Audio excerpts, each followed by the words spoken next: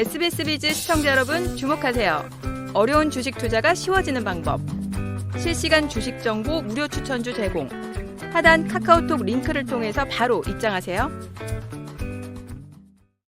팔방미인 13번째 시간에는요, 오늘 핫한 종목을 가지고 나왔습니다. 그러니까 좀 시간이 너무 길게 걸리는 종목들은 좀 싫어하시는 스타일들도 있는 것 같아서, 이 두산에너빌리티를 준비했습니다. 사실 오늘도 매수 공략을 했던 종목 중에 하나인데 좀 올라왔어요. 작년 어지러운데도 불구하고 좀 올라왔는데, 요게 원전 수주라는 재료를 가지고 있습니다. 이 두산에너빌리티는 소형 모듈 원전과 또 발전용 가스 터빈이라든가 이런 것들을 많이 하고 있습니다. SMR 뭐 이런 것들이 요즘 핫하죠. 그래서 이런 쪽을 준비했는데요. 이 핵심 사업을 진행하는 이 두산에너빌리티는 에너지 솔루션 쪽에 해상풍력이라든가 가스터빈, 소형 모듈 원전, 수소에너지 ESS까지 장악을 하고 있거든요. 뭐 그 외에 플랜트라든가 건설 사업, 뭐 소재 이런 것들도 다 하고 있죠. 자, 그러면 여기에서 여러분들이 보실 게 요겁니다. 자, 두산에너빌리티의 핵심 재료는 체코 원전 우선 협상자 선정 가능성이 높아지고 있어요. 7월이니까 이제 오늘 7월 9일이지 않습니까? 네. 9일이니까 이제 얼마 안 남았어요. 그래서 원전주들이 막 급등을 하는 상황들이 만들어졌죠.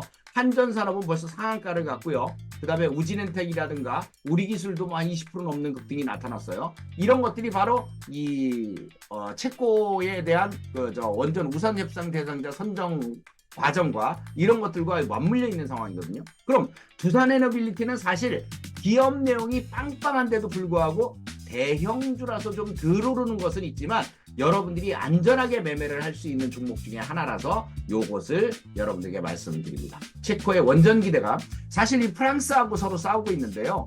근데 이 프랑스를 압도적으로 이긴다면 주가의 상승은 기본적으로 한번 갈 수 있는 모습이 아닌가.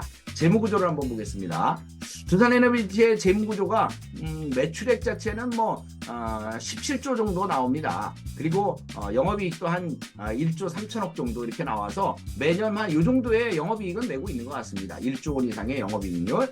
22년부터 1조 원대의 영업이익을 내기 시작했어요. 그래서 이 굵직한 수주들을 내다 보니까 국가 기관 산업에 관련된 이런 굵직한 수주들을 내다 보니까 흐름은 굉장히 좋아요. 다만 이런 주식수가 발행 주식수가 6억 4천만 주 정도 되다 보니까 조금 무겁다라는 표현이 되는데 그것을 불식시켜줄 내용을 제가 말씀드릴게요.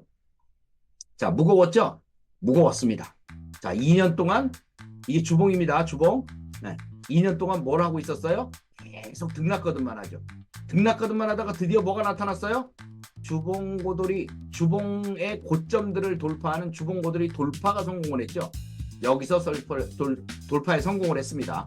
성공하고 등락거듭이 되길래 우리도 공략을 했는데 이걸 공략하고 나니까 오늘 흐름이 강력하게 상승을 하는 흐름이 나타났습니다. 그러면 이 종목은 여기 보면은 이쪽에 보면은 여기 매물들이 좀 있습니다. 25,000원까지의 매물들도 좀 있습니다. 그런데 원전 수주라는 이런 막대한 엄청난 규모의 수주를 갖다가 하게 된다면 이 25,000원도 잠깐 아무리 무거운 주식도요.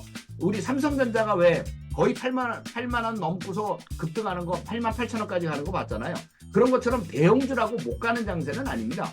대형주라도 충분히 재료를 갖다가 등에 업으면 상승할 수 있는 개념이 됩니다. 그래서 1차적으로는 여기까지 먼저 올라갈 거고요.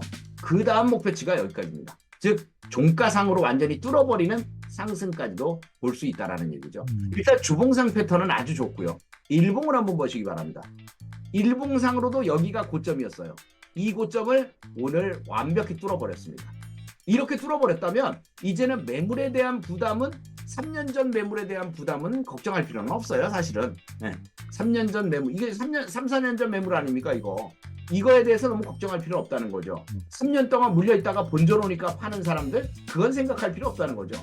다만 지금은 재료를 등에 업고 상승을 하기 때문에 충분히 가능성이 높다는 얘기고 그 재료 때문에라도 더 상승할 수 있는 여력이 있다라고 보시면 될 겁니다. 그래서 제일 중요한 것은 오늘 포인트 차트 중에서 제일 중요한 것은 뭐라고요? 종가상 고점을 주봉이든 일봉이든 다 돌파하고 넘어갔다. 이제는 매물에 대한 부담을 벗었기 때문에 돌파했으니까 25,000원도 가자, 3만원도 가자 할 수 있는 개념이 될 것이라는 얘기입니다. 그러니 내일부터는 여러분들이 꼬리 잡기를 한번 해주셔야 되겠죠. 자, 두산 에너빌리티의 매매 전략을 한번 살펴보도록 하겠습니다. 두산 에너빌리티는 조금 전에 말씀드렸다시피 종가상 고점 돌파를 하는 것이 가장 중요하다고 말씀드렸습니다. 그렇기 때문에 고점 돌파를 했기 때문에 매물 부담에서 벗어났고, 그래서 추가적인 상승을 시도할 수 있는 것으로, 그리고 또 막강한 이슈가 있는 내용들이 있다는 점 참고해서 매매를 해주시면 되겠고요. 적정 매수가는 시초가부터 2,100원 사이에서 분할 매수를 하시면 되는데, 이 가격을 줄지는 사실상 의문입니다. 이미 고점을 돌파했기 때문에 웬만하면 그 이하 가격으로 잘 안 주려고 하는 그 성질이 있을 겁니다. 그래서 반드시 나누어서 분할 매수를 해줘야 된다는 점 잊지 마시고요. 혹시나 매수 추천 이후에 그날 안 주고 상승했다가 다시 또 살짝 밀린다면 추가 하락 시 25,000원 선 전후까지도 매수가 가능하다는 점 참고를 해주시면 되겠고요. 대표님 21,100원까지 안 온다면 어떻게 분할 매수를 해야 되는 건가요? 21,100원까지 안 온다면 네. 매수한 것만 가지고 가야죠. 시초가니까 시초가부터 매수를 할 거 아닙니까? 예를 들어서 21,500원까지만 줬어요. 그러면 여기까지 매수한 것만 가지고 가시면 됩니다. 그리고 또 주가가 상승을 할 때 그 올라가는 흐름들을 보고서 좀 추가적인 매수를 하는 분들은, 눈썰미 있는 분들은 또 추가적으로 매수를 하게 되니까 그 부분들은 자율에 맡겨두도록 하겠습니다. 그래서 어쨌든 시초가부터 21,100원 선 사이, 만약에 조금 눌림이 있다면 25,000원 선 전후 요 정도까지만 매수를 해주면 될 거고요. 그 다음 목표치는 23,000원과 24,000원이 보이고요. 단기적으로는요. 2차로 볼 때는 25,000원과 돌파도 보이는데요. 아까 그림에서 제가 표현을 해드렸듯이 25,000원을 돌파하면 3만원까지도 상승이 예상이 되기 때문에, 이게 이제 이슈 쪽으로 접근을 해본다면 원전 수주라든가 이런 내용들이 나온다면 순식간에 여기까지도 갈 수도 있어요. 그런 점들도 생각해주고, 만약에 또 거꾸로 생각해서 원전 수주가 안 됐다, 그럼 또 변화가 있을 수 있으니까 항상 손절 가격을 챙겨놔야 되겠죠. 스탑로스를 걸어놓든가. 그래서 19,800원을 종가상 19,800원을 깨면은 매도하는 것으로 손절가를 잡아놓도록 하겠습니다. 대표님 딱 이상입니다. 하나만 여쭤보겠습니다. 네. 그러니까 만약에 원전 수주가 되잖아요. 예. 그럼 그때부터는 재료가 소멸된 건가요? 아니면 오히려 더 큰 호재가 되는 건가요? 이 원전 수주가 되면은 여기까지, 이거 돌파하면서 여기까지도 갈 겁니다. 그 수주가 되면은 이거 돌파하고 여기까지도 갈 겁니다. 순식간에 갈 거예요. 가면은 그때 이제 수익 매도를 하시면 될 거고요.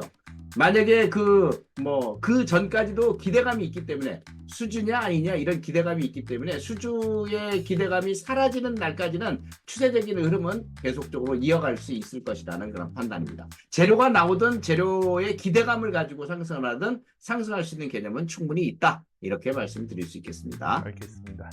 네, 구독, 댓글, 좋아요 꼭 눌러주세요. 감사합니다. 네, 감사합니다. 오늘도 좋은 정보 추천해 주셔서 감사합니다, 대표님. 네, 다음 주에 뵙겠습니다. 네, 행복한 투자하세요.